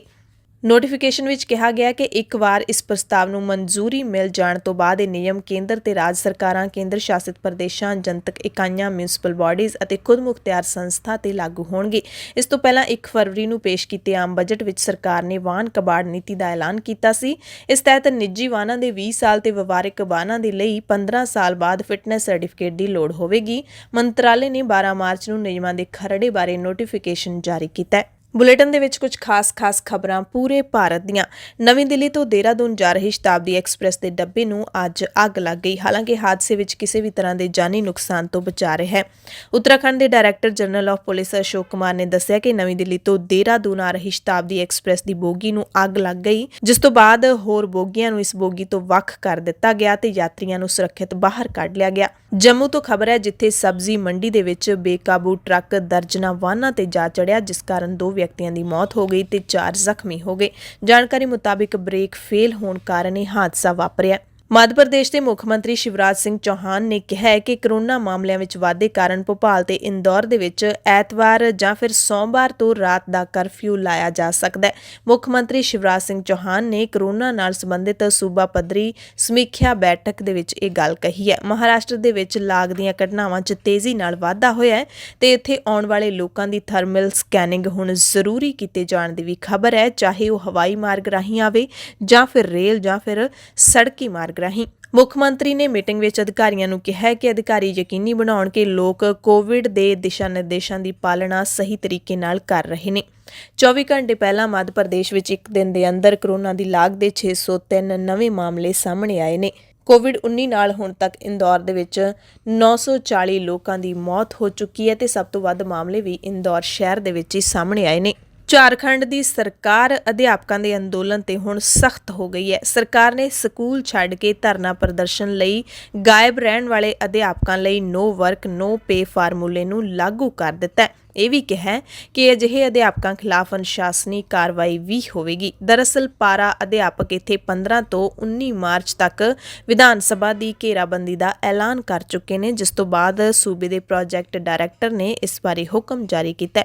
ਡਾਇਰੈਕਟਰ ਨੇ ਹੁਕਮਾਂ 'ਚ ਕਿਹਾ ਕਿ ਪਾਰਾ ਅਧਿਆਪਕਾਂ ਵੱਲੋਂ ਧਰਨਾ ਪ੍ਰਦਰਸ਼ਨਾਂ, ਘਿਰਾਓ ਆਦਿ ਲਈ ਸਕੂਲ ਤੋਂ ਗਾਇਬ ਰਹਿਣ ਨੂੰ ਅਣਅਧਿਕਾਰਿਤ ਗੈਰ ਹਾਜ਼ਰੀ ਮੰਨਿਆ ਜਾਏਗਾ ਤੇ ਅਜਿਹੇ ਕੰਮ ਕਰਨ ਵਾਲੇ ਅਧਿਆਪਕਾਂ ਤੇ ਕੰਮ ਨਹੀਂ, ਤਨਖਾਹ ਨਹੀਂ ਵਾਲਾ ਫਾਰਮੂਲਾ ਲਾਗੂ ਹੋਏਗਾ। ਪਾਰਾ ਅਧਿਆਪਕਾਂ ਨੂੰ ਗੰਭੀਰ ਬਿਮਾਰੀ, ਖਰਾਬ ਸਿਹਤ ਦੇ ਆਧਾਰ ਉੱਤੇ ਹੀ ਖਾਸ ਹਾਲਤਾਂ ਵਿੱਚ ਛੁੱਟੀ ਦਿੱਤੀ ਜਾਏਗੀ, ਜਿਸ ਤੋਂ ਬਾਅਦ ਪਾਰਾ ਅਧਿਆਪਕਾਂ ਨੇ ਸਰਕਾਰ ਦੇ ਇਸ ਫੈਸਲੇ ਦਾ ਵਿਰੋਧ ਕੀਤਾ ਹੈ ਤੇ ਇਸ ਨੂੰ ਤੁਗਲਕੀ ਫਰਮਾਨ ਦੱਸਿਆ। ਪਾਰਾ ਅਧਿਆਪਕਾਂ ਨੇ ਕਿਹਾ ਕਿ ਜਦੋਂ ਤੱਕ ਸਾਡੀਆਂ ਮੰਗਾਂ ਸਰਕਾਰ ਨਹੀਂ ਮੰਨ ਲੈਂਦੀ, ਉਦੋਂ ਤੱਕ ਸਾਡਾ ਅੰਦੋਲਨ ਜਾਰੀ ਰਹੇਗਾ। ਘੇਰਾਬੰਦੀ ਪ੍ਰੋਗਰਾਮ ਸਾਡੇ ਚੱਲਦੇ ਰਹਿਣਗੇ ਤੇ ਅਸੀਂ ਉਹਨਾਂ ਦੇ ਵਿੱਚ ਸ਼ਾਮਿਲ ਵੀ ਹੋਵਾਂਗੇ। ਪੱਛਮੀ ਬੰਗਾਲ ਦੀ ਮੁੱਖ ਮੰਤਰੀ ਮਮਤਾ ਬੈਨਰਜੀ ਨੂੰ ਸਰਕਾਰੀ SSKM ਹਸਪਤਾਲ ਤੋਂ ਛੁੱਟੀ ਮਿਲ ਗਈ ਹੈ। ਡਾਕਟਰਾਂ ਵੱਲੋਂ ਮੁੱਖ ਮੰਤਰੀ ਦੀ ਹਾਲਤ ਵਿੱਚ ਸੁਧਾਰ ਤੇ ਸੰਤੁਸ਼ਟੀ ਪ੍ਰਗਟਾਏ ਜਾਣ ਤੋਂ ਬਾਅਦ ਛੁੱਟੀ ਦਿੱਤੀ ਗਈ ਹੈ ਤੇ ਮਮਤਾ ਬੈਨਰਜੀ ਤੇ ਹੋਏ ਹਮਲੇ ਦੇ ਬਾਰੇ ਚੋਣ ਕਮਿਸ਼ਨ ਨੇ ਹੋਰ ਜਾਣਕਾਰੀ ਦੇਣ ਲਈ ਕਿਹਾ ਹੈ। ਚੋਣ ਕਮਿਸ਼ਨ ਨੇ ਕਿਹਾ ਕਿ ਮਮਤਾ ਤੇ ਹਮਲੇ ਬਾਰੇ ਦਿੱਤੀ ਰਿਪੋਰਟ ਹੈ ਜਿਹੜੀ ਉਹ ਅਧੂਰੀ ਹੈ ਅਤੇ ਮੁੱਖ ਸਕੱਤਰ ਅਲਾਪਨ ਬੰਦੋਪਾਧਿਆਏ ਨੂੰ ਹੋਰ ਵਿਸਥਾਰ ਦੇ ਨਾਲ ਰਿਪੋਰਟ ਦੇਣ ਦੇ ਲਈ ਕਮਿਸ਼ਨ ਨੇ ਕਹਿ ਦਿੱਤਾ ਹੈ। ਬੀਜੇਪੀ ਨੂੰ ਇੱਕ ਵੱਡਾ ਝਟਕਾ ਲੱਗਿਆ ਹੈ ਕਿਉਂਕਿ ਸੀਨੀਅਰ ਲੀਡਰ ਤੇ ਸਾਬਕਾ ਮੰਤਰੀ ਯਸ਼ਵੰਤ ਸਿਨਹਾ ਤ੍ਰਿਣਮੂਲ ਕਾਂਗਰਸ ਦੇ ਵਿੱਚ ਸ਼ਾਮਲ ਹੋ ਗਏ ਨੇ। ਵੈਸਟ ਬੰਗਾਲ ਚੋਣਾਂ ਦੇ ਦਰਮਿਆਨ ਬੀਜੇਪੀ ਦੇ ਲਈ ਇੱਕ ਵੱਡੇ ਝਟਕੇ ਤੋਂ ਘੱਟ ਨਹੀਂ ਹੈ ਕਿਉਂਕਿ ਅਟਲ ਬਿਹਾਰੀ ਵਾਜਪਾਈ ਦੀ ਸਰਕਾਰ 'ਚ ਵਿੱਤ ਮੰਤਰੀ ਰਹੇ ਯਸ਼ਵੰਤ ਸਿਨਹਾ ਮਮਤਾ ਬੈਨਰਜੀ ਦੀ ਤ੍ਰਿਣਮੂਲ ਕਾਂਗਰਸ ਦੇ ਵਿੱਚ ਸ਼ਾਮਲ ਹੋ ਗਏ ਨੇ। 2014 ਵਿੱਚ ਨਰਿੰਦਰ ਮੋਦੀ ਦੀ ਅਗਵਾਈ ਵਾਲੀ ਸਰਕਾਰ ਬਣਨ ਤੋਂ ਬਾਅਦ ਹੀ ਉਹ ਭਾਜਪਾ ਦੇ ਨਾਲ ਖਫਾ ਚੱਲ ਰਹੇ ਸੀ। ਇਸੇ ਨਾਰਾਜ਼ਗੀ ਵਿੱਚ ਉਹਨਾਂ ਨੇ ਪਾਰਟੀ ਵੀ ਛੱਡ ਦਿੱਤੀ ਸੀ। ਹਾਲਾਂਕਿ ਉਹਨਾਂ ਦੇ ਪੁੱਤਰ ਜਯੰਤ ਸਿਨਹਾ ਹਾਲੇ ਵੀ ਭਾਜਪਾ ਦੇ ਵਿੱਚ ਹੀ ਨੇ। ਜਸ਼ਵੰਤ ਸਿਨਹਾ ਭਾਰਤੀ ਜਨਤਾ ਪਾਰਟੀ ਵਿੱਚ ਨਾ ਤਾਂ ਸੰਘ ਤੋਂ ਆਏ ਸਨ ਤੇ ਨਾ ਹੀ ABVP ਤੋਂ। 24 ਸਾਲ IAS ਅਫਸਰ ਰਹਿਣ ਤੋਂ ਬਾਅਦ 1984 ਵਿੱਚ ਸਿਆਸਤ ਵਿੱਚ ਆਏ ਤੇ 1990 ਵਿੱਚ ਚੰਦਰ ਸ਼ੇਖਰ ਸਰਕਾਰ ਵਿੱਚ ਵੀ ਉਹ ਮੰਤਰੀ ਰਹੇ। ਪ੍ਰਧਾਨ ਮੰਤਰੀ ਨਰਿੰਦਰ ਮੋਦੀ ਦੇ ਸੂਬੇ ਗੁਜਰਾਤ ਦੇ ਰਹਿਣ ਵਾਲੇ ਕਾਰੋਬਾਰੀ ਗੌਤਮ ਅਡਾਨੀ ਹੁਣ ਅਮੀਰੀ ਦੇ ਮਾਮਲੇ ਵਿੱਚ ਅੰਬਾਨੀ ਨੂੰ ਵੀ ਪਿੱਛੇ ਛੱਡ ਗਏ ਨੇ। ਇਸੇ ਸਾਲ ਭਾਰਤੀ ਕਾਰੋਬਾਰੀ ਗੌਤਮ ਅਡਾਨੀ ਨੇ ਦੁਨੀਆ ਦੇ ਕਿਸੇ ਵੀ ਹੋਰ ਅਮੀਰ ਵਿਅਕਤੀ ਨਾਲੋਂ ਵੱਧ ਪੂੰਜੀ ਜੋੜ ਲਈ ਹੈ। ਬਿਜ਼ਨਸ ਟੁਡੇ ਦੀ ਖਬਰ ਦੇ ਮੁਤਾਬਿਕ ਅਡਾਨੀ ਦੀ ਸੰਪੱਤੀ 16 ਤੋਂ ਵੀ ਵੱਧ ਬਿਲੀਅਨ ਡਾਲਰ ਦੀ ਛਾਲ ਮਾਰ ਕੇ 2021 ਦੇ ਵਿੱਚ 50 ਬਿਲੀਅਨ ਡਾਲਰ ਨੂੰ ਪਹੁੰਚ ਗਈ ਹੈ। ਇਸ ਪ੍ਰਾਪਤੀ ਤੋਂ ਬਾਅਦ ਅਡਾਨੀ ਨੇ ਜਾਇਦਾਦ ਦੇ ਮਾਮਲੇ ਵਿੱਚ ਮੁਕੇਸ਼ ਅੰਬਾਨੀ, ਐਮਾਜ਼ਨ ਦੇ ਮਾਲਕ ਜੈਫ ਬੇਜ਼ੋਸ ਬੇਜ਼ੋਸ ਅਤੇ ਟੈਸਲਾ ਦੇ ਐਲਨ ਮਸਕ ਨੂੰ ਵੀ ਪਿੱਛੇ ਛੱਡ ਦਿੱਤਾ ਹੈ। 2021 ਦੇ ਸ਼ੁਰੂ ਵਿੱਚ ਮਸਕ ਜੈਫ ਬੋਜੇਸ ਨੂੰ ਪਿੱਛੇ ਕਰਕੇ ਦੁਨੀਆ ਦੇ ਸਭ ਤੋਂ ਅਮੀਰ ਵਿਅਕਤੀ ਬਣ ਗਏ ਨੇ। ਬਲੂਮਬਰਗ ਬਿਲੀਅਨਰ ਇੰਡੈਕਸ ਦੇ ਮੁਤਾਬਿਕ ਅਡਾਨੀ ਤੋਂ ਬਾਅਦ ਗੂਗਲ ਦੇ ਸਹਿ ਸੰਸਥਾਪਕ ਲੈਰੀ ਪੇਜ ਅਤੇ ਸਰਜੀ ਬ੍ਰਿਨ ਨੇ, ਜਿਨ੍ਹਾਂ ਨੇ ਆਪੋ ਆਪਣੀ ਜਾਇਦਾਦ ਵਿੱਚ 14 ਬਿਲੀਅਨ ਅਤੇ 13 ਬਿਲੀਅਨ ਡਾਲਰ ਦਾ ਵਾਧਾ ਕੀਤਾ ਹੈ। ਅਡਾਨੀ ਦੀ ਕਾਰੋਬਾਰੀ ਸਲਤਨਤ ਦੇ ਵਿੱਚ ਨਵਿਆਉਣਯੋਗ ਊਰਜਾ, ਬੰਦਰਗਾਹਾਂ ਤੇ ਹਵਾਈ ਅੱਡੇ ਸ਼ਾਮਲ ਨੇ। ਸਪੈਸ਼ਲ ਨਿਊਜ਼ ਬੁਲੇਟਿਨ ਦੇਖਣ ਵਾਲੇ ਸਾਰੇ ਦਰਸ਼ਕਾਂ ਦਾ ਧੰਨਵਾਦ।